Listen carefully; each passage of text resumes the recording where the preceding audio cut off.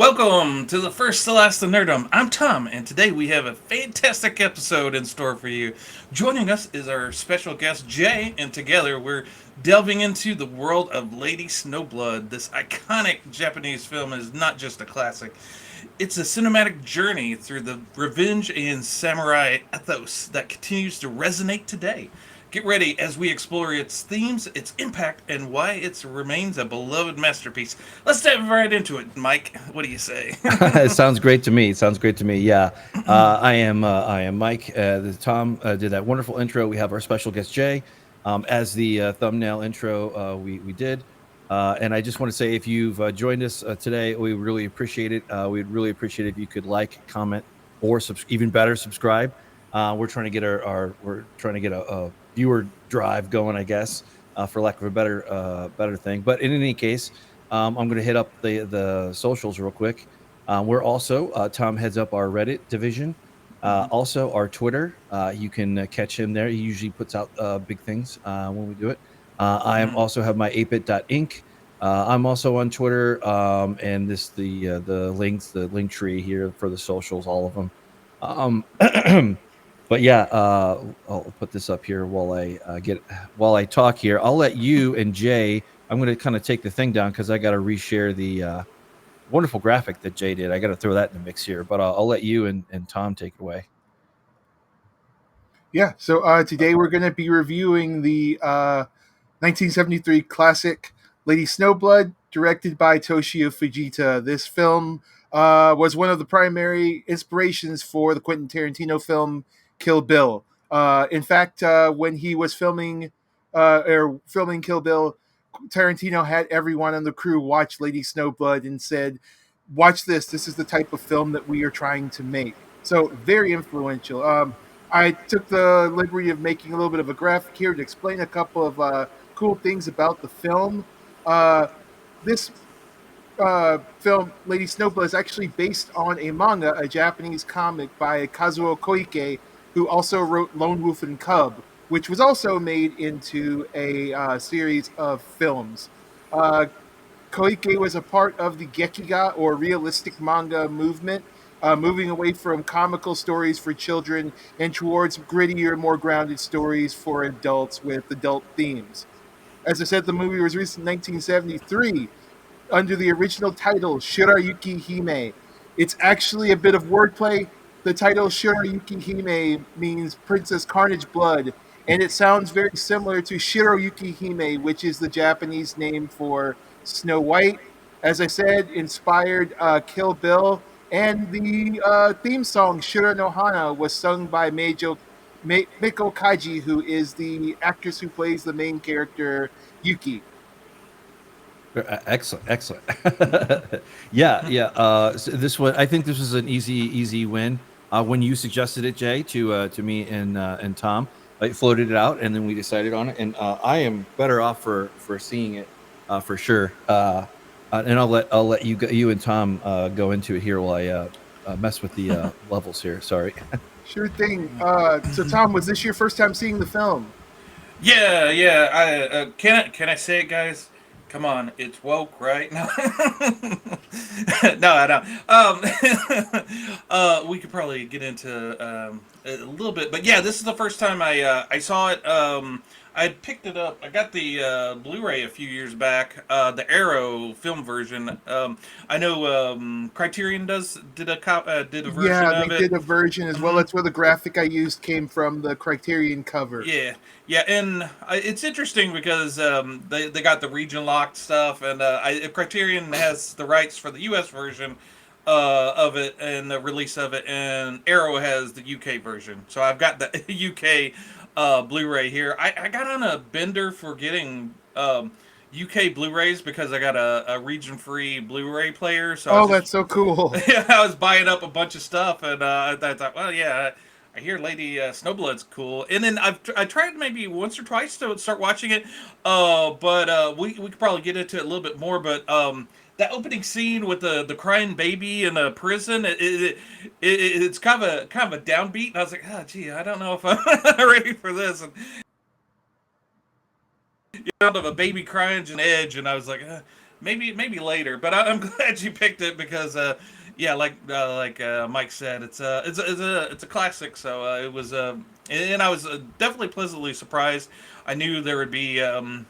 Since it's a classic and Quentin Tarantino was inspired by it, there's got to be a little something to it. But yeah, I'm glad I finally got forced to sit down and watch it and really enjoyed it.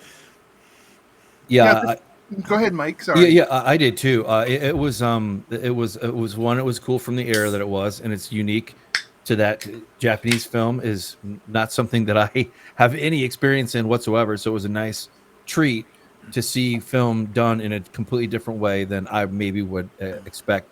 And I was it has its own kind of flavor. It's, you can't call it grindhouse, you can't call it that kind of thing, but it has like because it's just very original, I suppose, would be another way to put it. Right. And It's a very kind of in a certain sense, a very kind of stark and minimalist form of filmmaking. Excuse me. No, there's not lots of music in the background and lots of bang and boom. Very lots of silent used. That's a very kind of traditional and classic Japanese cinematic technique. Just the sparseness, so that you're focused on what's happening on the screen, and the silence sort of complements what's going on in the movie. yeah, there's a violent rape scene in it, and I was impressed with the use of sound in that it didn't, in no way did it become gratuitous or anything. I think the No, replacement or taking out of the sound and then that rhythmic sound of the, I guess um, the I guess the wheel kind of turning, clacking is just sort of it just made it poignant, but didn't kind of just rub your face into it, so to speak. Right. yeah, Not really a gratuitous film, I Hmm. guess, by modern standards anyway. So I Hmm. think I joked with Mike about this. But after like 3.5 seasons of The Boys, the Hmm. violence in this film is actually kind of quaint. Hmm. yeah, it Yeah, is. Yeah. yeah. Although it has some punctuations there occasionally. Yeah, I was looking at it and um, on the Blu-ray there was a little bit of history on it, and I guess at that time there was a big change in Japanese cinema. I'm no expert, but I guess some of them were kind of getting into what they call pink films, and they Mm. kind of wanted to kind of set this aside from the. I know I haven't read the manga. I don't know about you guys, Mm. but evidently I guess when she's fighting, she tends to get her clothes gets cut off of her, and she's fighting naked a lot of the times, and they wanted to get away from that in the movie and not have her do that. It's kind of set it aside from make it something different than So a yeah, pink film. Fujita, he was known for directing some of these pink films for a studio called Nikatsu, and this and Lady Snowblood 2 were actually two films that he worked on with an independent studio when he was not working on projects for Nikatsu. So he was kind of doing something a little bit different than the more kind of more overtly sexually charged films or erotic films he might have been working on Hmm. when he was working for Nikatsu. Yeah, it was like an offshoot Yeah. of Toho, I think it was that So it. this Yeah, is it, based Mhm. on a manga, and the manga apparently is a little bit different. This is based on the manga, but it's not a 100% retelling. The manga I know was published in English at one point by Dark Horse, but it is very out of print and very expensive right now. mm, So maybe they'll reprint it again soon. Yeah, well, do a tip the groundswell, and scale yeah, right yeah, on in. exactly, exactly. No, I joked about it being woke, and with today's climate, if it came out today, they would probably say, "Ah, they're just gender swapping lone wolf," and they're been a big brouhaha about it. But I liked this movie. Kind of shows you that as long as you're telling a compelling story, all of that crap doesn't matter. All I want is a well told story. in a well-told way. And you could do pretty much anything you want within those parameters, as long as it's engaging and tells a fascinating story. Well, yeah, well, and this was a uniquely Japanese film, and I think they have a way that they can tell a story that might not have been picked up or taken seriously in in Hollywood maybe at the time. I don't know. It's hard to say, but definitely it has good pacing. I like it. It hops. You're the way the movie is structured. You're kind of jumping back and forth between like what's going on right now and then like how we got how this character how she got to where she was. So That's a good point, Mike. I wonder if Quentin Tarantino was inspired by the kind of time jumping. How he likes to play with time jumping in his movies. I wonder if that kind of influenced him with the kind Absolutely. Oh, of. Absolutely. There's yeah, no doubt about it. yeah. This film, the structure with the chapters and everything, you Mhm. see Yeah, that right. directly in Kill Bill. When Oren Ishii wears the white kimono, that's directly taken from Hmm. while she's fighting, getting blood on her, directly taken from this film. Quentin Tarantino not subtle with the things that he borrows, but he doesn't try Mhm. to hide his but influences. but he has his own fingerprint on it. It's a completely different version. The bare bones might be there, but the spirit is there. But whenever he does it, it's such a compliment too. But he doesn't ever overuse any kind of cliches or that.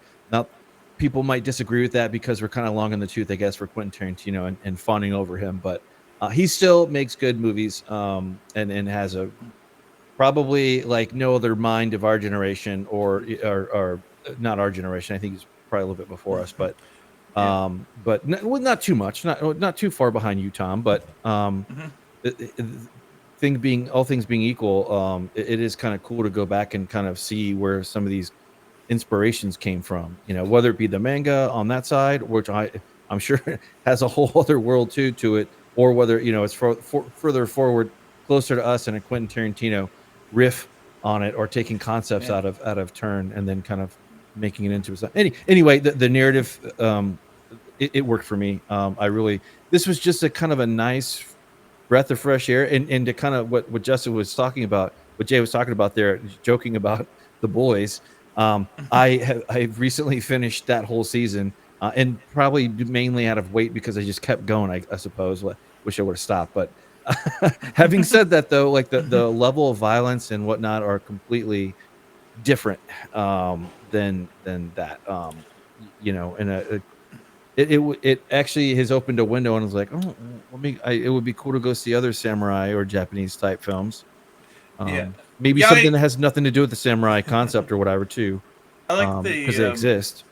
I like the a revenge story, a well-told revenge story is always interesting. I was kind of, I didn't read too much into as far as what it was about. Basically, she inherits the revenge from her mother. Her mother kind of passes it on, and I thought that was kind of interesting that she waited. The mother waited until she's almost dead from childbirth to tell her fellow prison partners to tell about how she wanted the child to go on to obtain revenge. What if she had died during childbirth? But it was more dramatic that way, Yeah, I'm sure. But they have some Old Testament level revenge going on here, Well, and you got for to sure. consider this was a 90-minute movie. They crammed a lot of content. They did. It was both That is true. sparse and packed in just 90 minutes. We live in an era here in the United States where every movie has to be 2.5, 3 hours. And then when the director's cut version comes out, you're looking at 5 hours of watching a single film. They did a lot and told a very good complete story in just They over did. 90 minutes, and that's commendable in retrospect. yeah, and I read Less that. is more. I read that where the manga. I guess basically the movie kind of covers the manga in the sense that I guess the whole manga covers the whole revenge story, but she also works as an assassin as well, doing odd jobs, odd assassinations, and that's what kind of gives the book its length. Whereas they kind of cut all that out, reduced it, except for the very first contract job at the beginning of the movie, and then the rest of it is just the revenge. And this review guy I read, he said that it's interesting because the her mentor trainer in the movie kind of tells her that she doesn't have time for anything. She doesn't have time for joy, a life basically, and all you have is revenge. And there's a distinct point showing that she never eats, so she doesn't really, and having a job wouldn't really make sense. So her only job is revenge. So it wouldn't make sense to have her, working as an assassin. Her thing is revenge, and that's all that consumes her. So that she doesn't even consume anything. She doesn't eat. She doesn't love. She doesn't have any outside interest except for revenge. Yeah, yeah. It going in with that. This was a low budget movie from my notes, and it does. What was my point? Oh yeah, how it explores how it uses color too, is something that I fell in love with. Like how it does that with I like movies like that use color or kind of the expression to like either be the violence or like kind of the underlying story of revenge and this never ending quest to consume. Yeah, there's a lot of very interesting visual effects. Well, not really effects, but things they did with the camera that made it really fascinating. Just unique. Like unique. After one of the kills, he even had like a curtain come down, and then there's some of the everything was shot on stage. Not a lot on location, so it gives it kind of almost kind of a staged, kind of otherworldly kind of feel to it.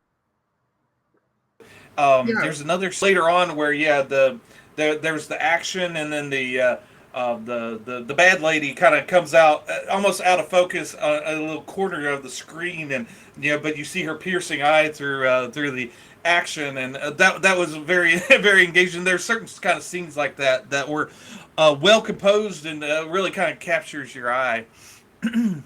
Yeah, there's some very strong kabuki roots to this film, like the curtain coming down, some of the sound effects, very much kind of a callback to more traditional Japanese theater.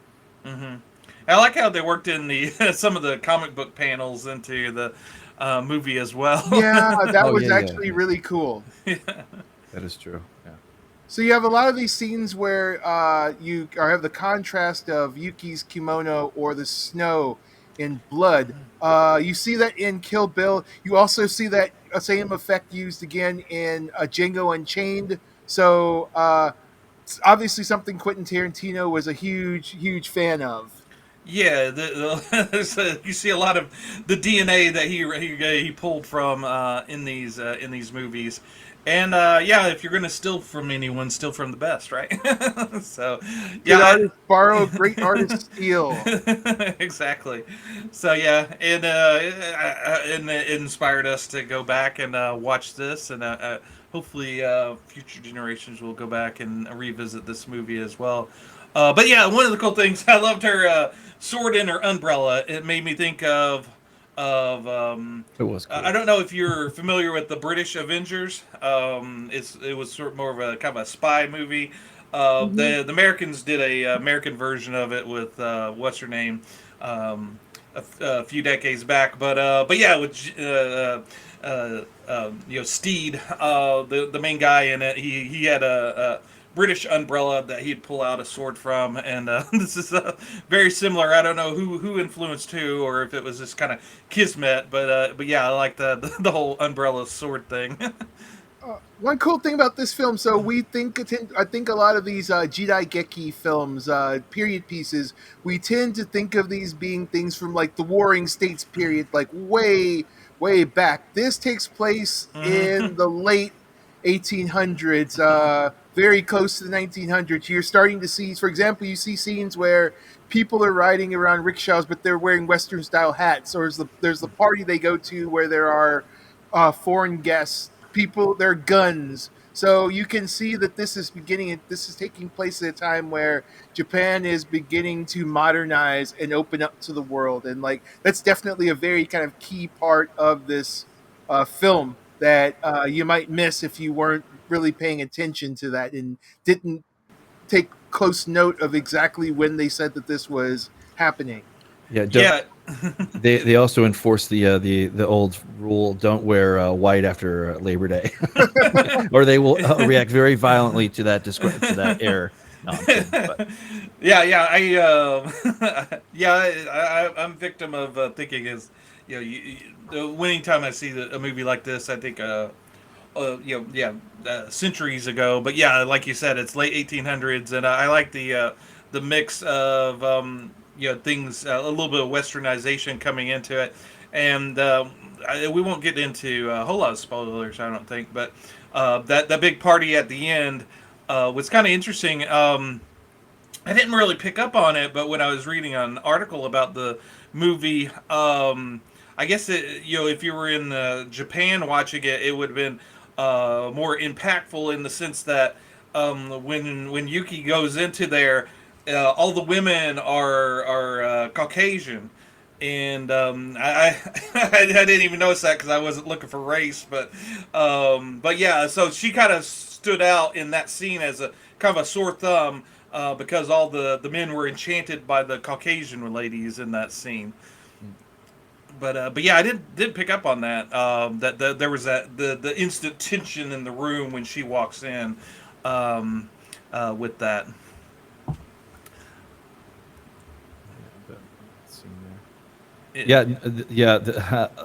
Well, you were talking about the violence and the flow. It kind of actually it makes me want to go back and read some of the manga to know like kind of like what the difference between this, kind of, I guess, like some things I do for media, I'll go and ass backwards, but that's okay, I suppose. Yeah, I was kind of one of the things. I guess one of the things that Quentin Tarantino took from this was the training sequences. They kind of lifted off of Kill Bill, and he kind of hit her mentor Doke, I think his name is. Yeah. Kind of put her through her paces. I don't know if it was just me. It's probably just me, but there's a training sequence where there's a barrel. He puts her in the barrel, and he looks down, and you see that. Yeah, he's gonna. He's gonna kick her down the hill in the barrel, and I kind of expected Yuki to look at the screen and say, "Hey, I'm Yuki, and this is Jackass," or "Welcome to Jackass." Get kicked down the barrel, but yeah, I had a little laugh there, but yeah. Obviously, right, such striking imagery. That was kind of funny. But, also, the diversity of the soundtracks. You've got some more kind of like traditional Japanese sounding tracks with the excuse me, the flutes and the drums, but then you get like some guitar, but then you get like straight like 70s, like they're getting into like 70s black exploitation like music too. So like a very kind of diverse soundtrack that is appropriate to the scenes that are taking place.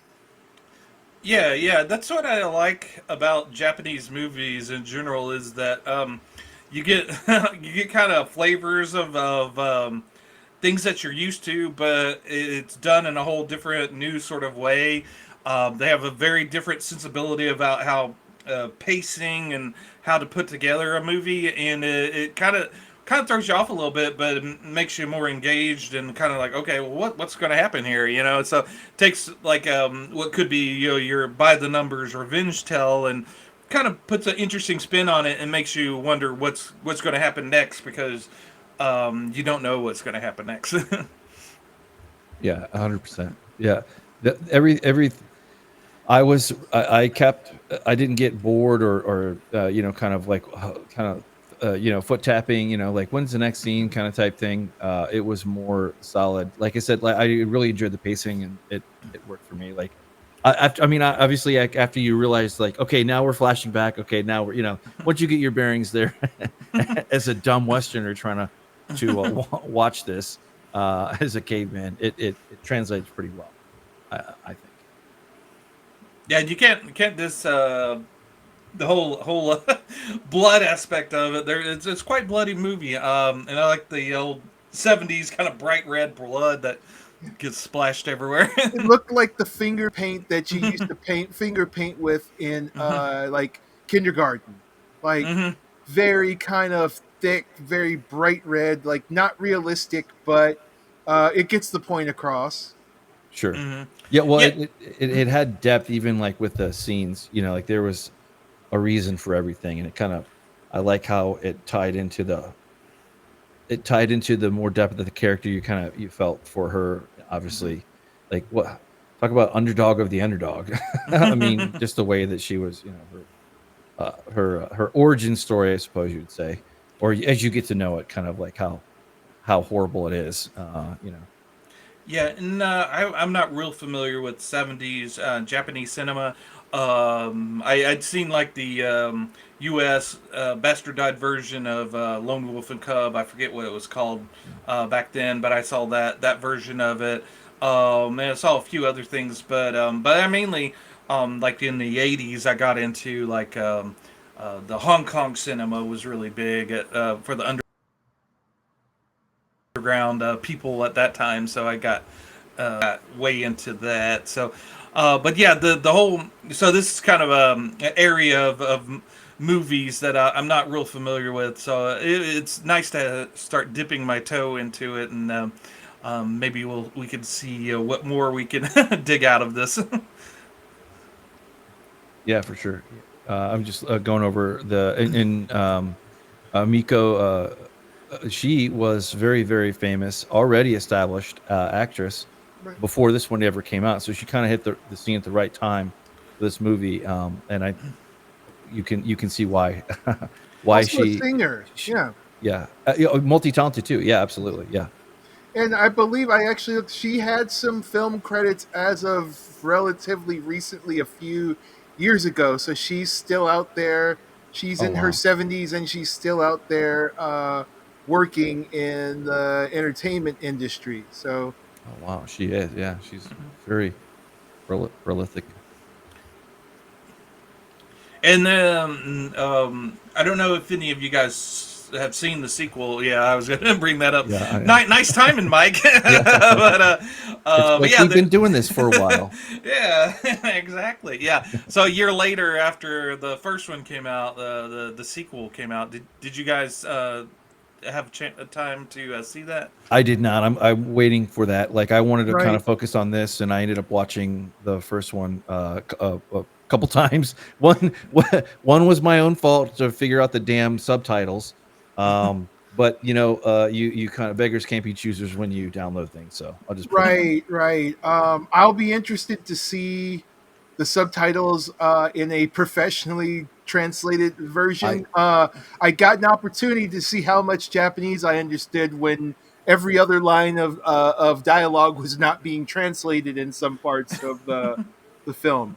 My understanding is the second film is, so there were obviously there are not necessarily obviously, but there were some things in the first film that I think Tom pointed out the when they go to the international party. There are some things that would kind of resonate with people socio-politically that take place in the first film, but there's not a lot of it. My understanding is that the second film is much more kind of tied to the sort of socio-political situation of Japan in the early 1970s. You have a lot of stuff going on there. So I'm looking forward to doing that. I am going to grab the Criterion Collection Same. Blu-ray and check that out. I've been expanding my Blu-ray collection quite a bit recently, trying to get back into physical media. So I'm looking forward to seeing the second film and seeing how it measures up to the original. Yeah, this is a perfect movie if you haven't seen it in a few years to just throw it on, like on a random weekend or whatever. If you got that kind feeling or itch for some kind of revenge tale or something like that. Other than all the blood and gore, this is the type of film that you would have seen on UHF television on like a marathon on a Saturday or Sunday afternoon back in the 90s, even into the early 2000s. Just Yeah. sort of low budget, action oriented foreign film. Like, we used to have all the marathons of the Hong Kong martial arts films.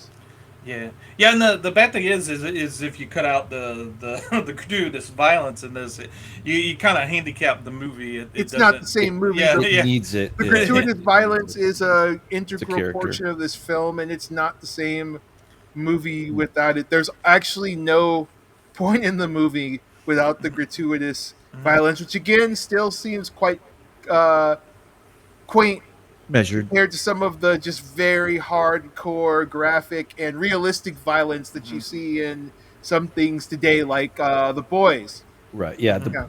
This is not even on the same scale of of retribution and just here's something shocking in your face, man. That's In The your Boys, face. like every other episode or so, depending upon how hot they come in. The One Boys thing does that- have a spectrum scale here of boring to outlandish gore. One of the things that was very interesting about this film, so you have the old master in Kill Bill. It was Pai Mei, who was based off of like the old master from your Chinese martial arts film. Mm-hmm. Here, the old master, the person who's teaching Yuki how to kill people, is a Buddhist monk. So I'm like, playing a little hard and loose with the rules there. Yeah, no, they kept telling. I don't know. It might damage my ego a little bit, but they kept telling her that she's from the netherworld. You're the netherworld, but I don't know if you got that in your translations. But they kept reinforcing, yeah, you're from the netherworld. But yeah, I did see I saw half of the sequel. But you're right. It's much more political and. Yeah, I guess with the first movie, they kind of actually covered the main story of the manga, so they kind of had to come up with the kind of a new story, and this takes place 10 years later. But it was only filmed 1 year later, so it gives Yuki a kind of a timeless feel to her because they don't really try to age her up any. But yeah, it's I like I said, I've only seen half of it. I'll definitely see the rest of it. I ran out of time, so I wasn't able to actually watch all of it before we filmed. But yeah, it's engaging. It's quite different. Like it's obviously she's invested in the first story, and I was kind of worried that wouldn't be I thought maybe the sequel might be like a cash in and like a different director and different whatever would do it, but no, it's the same director. At the same hand. Yeah, and I think they said that since he wasn't bound by the story of the first movie, this one it kind of freed him up to be more stylish and kind of go free with it, and that's sort of the joy I think of this sequel so far as what I've saw of it is it's much more kind of looser and it's a lot more playful in what they're doing. I'm looking forward to seeing the rest of it, but it's a short movie like the first one. It's only like 89 minutes. So yeah. Like I've saw like 45 minutes of it and enjoyed it. And then, I was kind of worried. I started it knowing I didn't have enough time, but I wanted to see if I would want to watch all of it. I was kind of thinking, it's kind of going to be a kind of a political movie. She doesn't have not really invested in the revenge thing in this one. So will I even want to watch it? And so I was kind of watching a little bit of it just to see if I wanted to continue with it.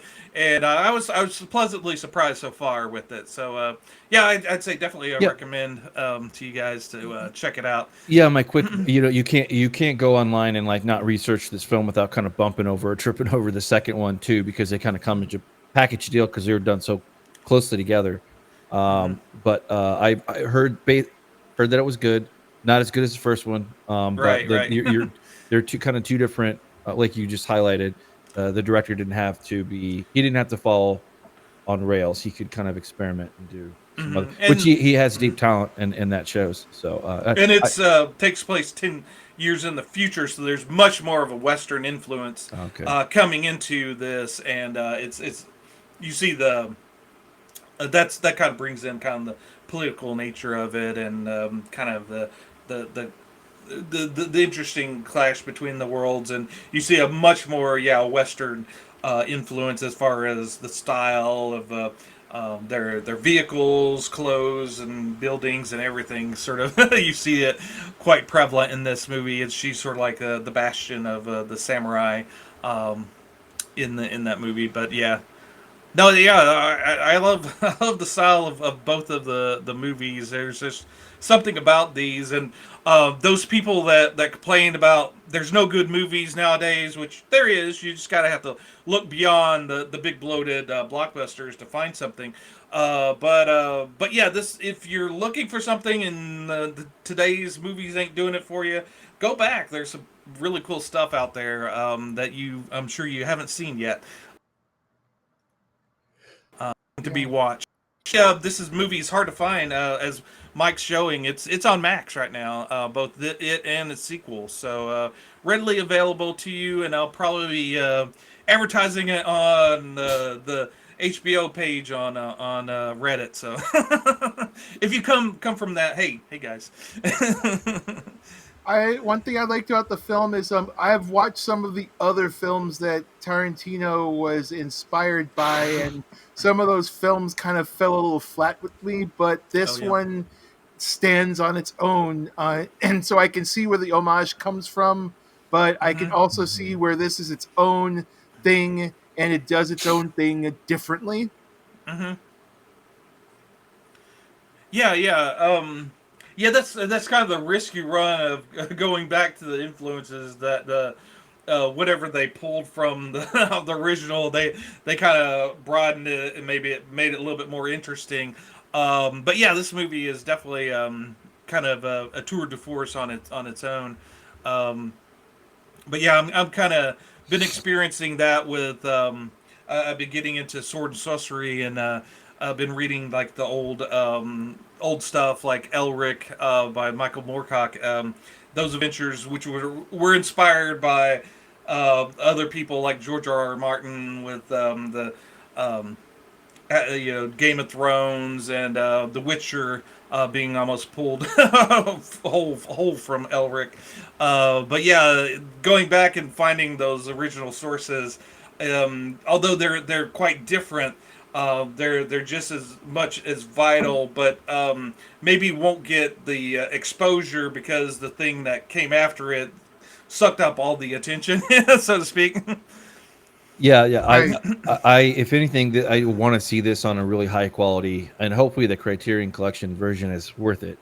I'm sure it is. Yeah, and if you're in the UK, the Arrow film version is quite good. If you're in the US and the Anglophile and got this is I don't know.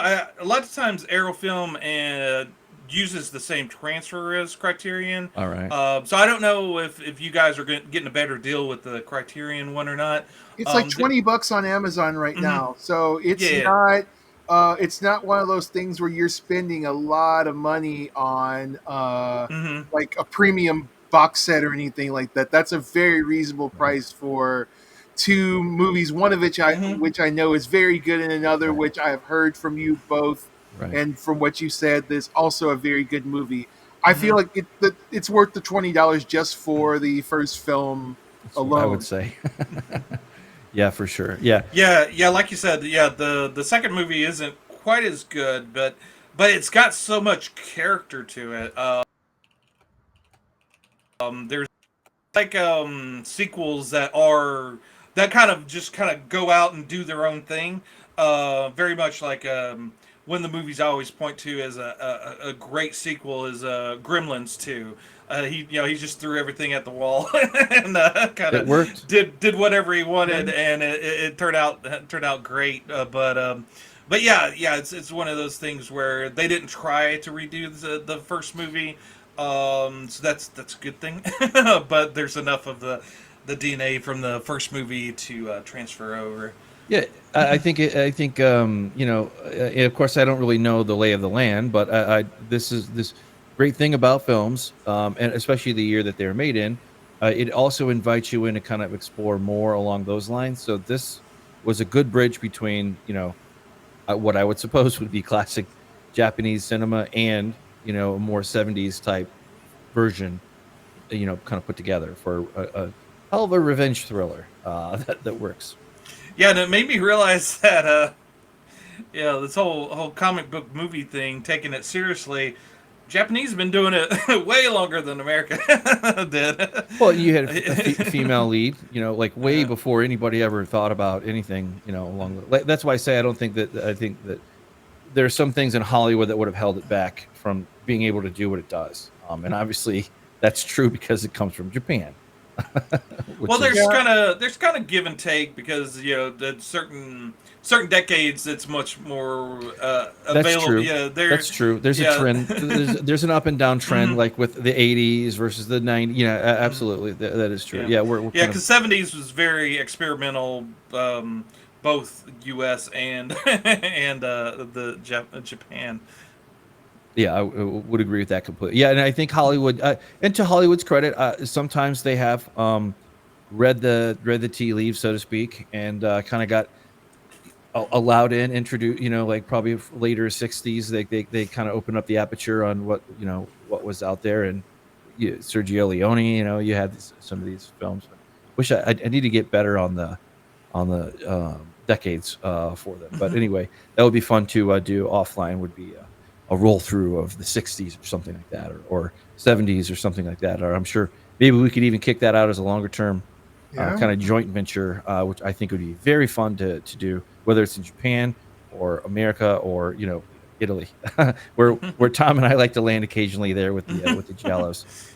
Yeah, we always like the tour of Italy, but yeah, so. I quite enjoyed this. Most of my exposure to Japanese cinema is with Takashi Miike, and of course he's done over 100 movies, so it's very easily to just focus on him. But yeah, it's been nice to kind of step out and see what they can do. But yeah, it's one of the things that I started very early on. I quickly became kind of jaded with U.S. cinema, and I wanted when I first saw. I forget the name of the show. Is a British show that they imported here, but they kind of introduced me to Hong Kong cinema, and it just made me realize that there's a wide world of movies outside just Hollywood, and that being exposed to all these cool movies, it just gave me this addiction to find my next fix, my next next country, and what they had to give as far as cinema. I just needed to see more, and and then it's cool that even after decades of looking for the next cool thing overseas, there's still other things that I haven't seen that I still want to see. So I think you all remember the movie Parasite won the Oscar a couple of years ago, and forgive me if I'm pronouncing his name wrong. Bong Joon-ho, the director. One of the things he said in his speech essentially was that if you're willing to get over your fear of subtitles, you're opening yourself up to an entirely new world of cinema, and that is absolutely the truth. So if you're dissatisfied with what's coming out of the United States, or if you're in another country and you're dissatisfied with what's coming out, getting over your fear of sitting down and reading a bit while you're watching the film will probably give you some options. And if you choose not to exercise those options, don't know what to tell you. And that's the perfect lead in for our advertisement for Surfshark. With Surfshark VPN, you can. No, I have a couple of funny anecdotes about that. Not about Surfshark, but about people their phobia of subtitles. When a few decades back now, when Crouching Tiger, Hidden Dragon came out, I went to see it in the cinema. It came out the same weekend as Oh Brother, Where Art Thou? And I made a double feature. It was actually the weekend before I moved to St. Louis. I watched both of those movies, and And after I watched Crouching Tiger, Hidden Dragon, I was going shuffling out, and this guy with his family, he goes, "I don't think that guys they said a lick of English during the whole thing." This is Arkansas, of course, but I found that quite funny. But even today, I was promoting our old boy.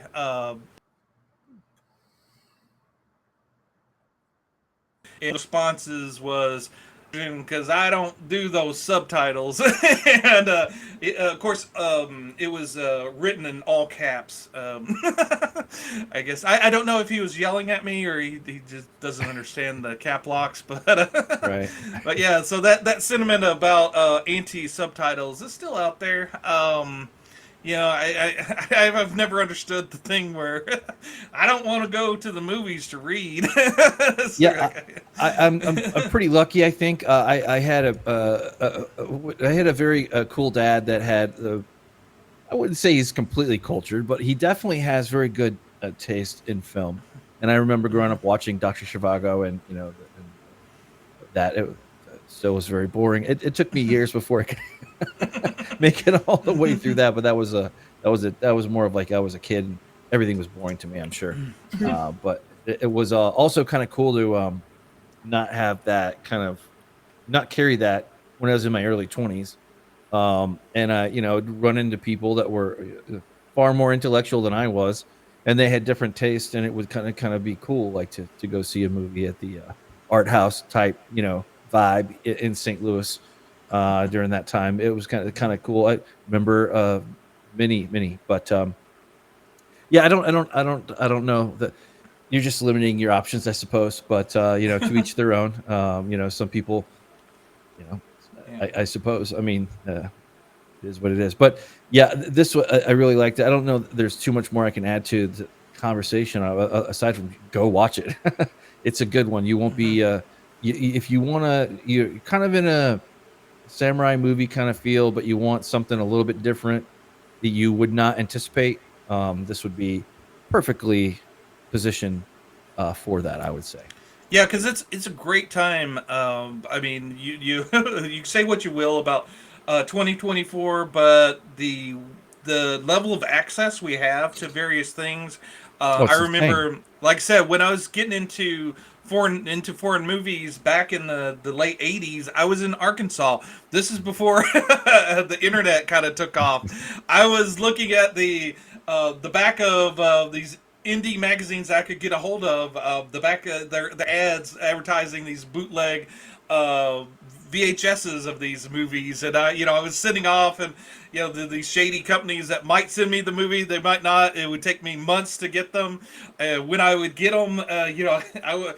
My greedy hands would throw it into the VHS player, and would watch these with rapid eyes, because I knew these were special gems that I had to kind of walk through a battlefield to get. Whereas now you could just you could just pop this on Max and watch it Yeah, at just your own leisure. I think also a blessing and a curse, because maybe we don't appreciate them as much as we would if we had to go to the well, trouble of finding these. I, But yeah, it's great that we have access to this. well, yeah, a word of mouth, or unless you saw somebody talk about it, or somebody talk about it, or you Mm-hmm. a random algorithm come across on YouTube. Who knows where this Mm-hmm. one will land? Who knows? It's always kind of interesting to see how our videos do, but Yep. not suffering at Mm-hmm. all. But would be great. It would be great if you stay with us this long. We would really appreciate if you could subscribe, and we could get those numbers up. Thank you. Yes. Yeah. Be like Jay, Justin, and Justin, subscribe. Jay, I answer to both. Yeah, absolutely. Yeah, well, I do ML on the video thing, so all good. And bloody Tom.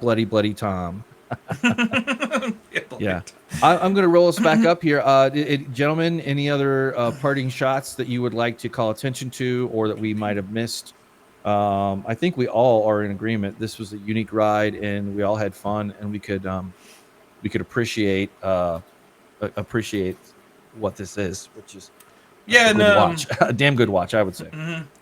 And if your target of your revenge gets killed before you get a chance to kill him, just cut him in half.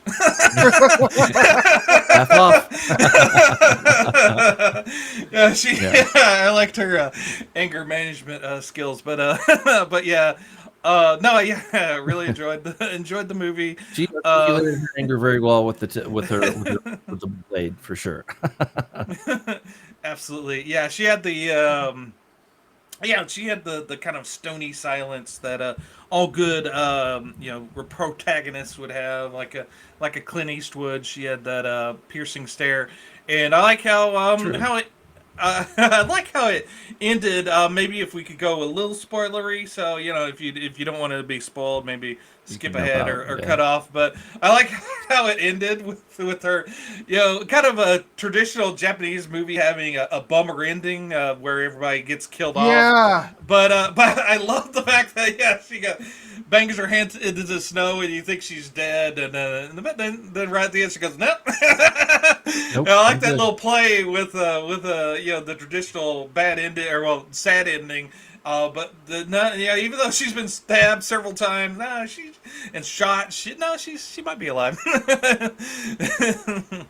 Right on. And also the thought that if you go out for revenge, to dig two graves, with the revenge kind of looping back, which I guess it might have not been obvious to most audiences, but I'm sure we all kind of saw that coming, with the young lady coming. But no, I enjoyed it. But yeah, and Jay, did you want to promote anything, or did you have the platform here? The only thing I want to say is we all have things that we like, but it's really a good idea to try something different every now and then. Maybe you like Star Wars. Maybe you like anime. Maybe you like very serious Western fantasy. But every now and then, try something different. If you're not into Japanese cinema or you're not into samurai films, I think that you will find this approachable, and at the very least, it's not going to take up a lot of your time. So, give it a try. Mm-hmm. And like Jay said, a lot of especially if you're big into Quentin Tarantino, he was inspired by Lady Snowblood, and even Star Wars. George Lucas was inspired by the Seven Samurai, with some of his stuff. So yeah, just. Go, if you're big into Star Wars, big into Marvel, whatever, go to your favorite creator and find out what they were influenced by, and maybe try that, and open yourself up to new things, or just go out and look at see what kind of tickles your fancy, because that may become your next big favorite thing. Absolutely, yeah. And with that, I will roll up our bona fides. You can find us as always, our permanent forever home on YouTube, the first, the last, the Nerdom. Go check us out. We humbly ask for a subscribe, maybe a like or two, or comment if you want to get involved on the discussion front. And for that, pinned down here is Tom leading us up on the Reddit, and then also on X. On X, if you notice, I followed Xbox, and if you guys want your own bootylicious Deadpool controller, evidently they're doing that thing with Xbox where you could get Deadpool's booty on the controller. If you follow Xbox and repost their thing, maybe the first last Nerdom will get a Deadpool Xbox and a booty controller. If so, I'll show it off here. But just to promote that as well. And also LongLegs, our video on that's doing pretty decent, and that movie really stayed with me. It's one of those movies that really just kind of has gotten better and better as I thought about it. But yeah, if you haven't seen that or seen our podcast, check it out. Awesome. Yep.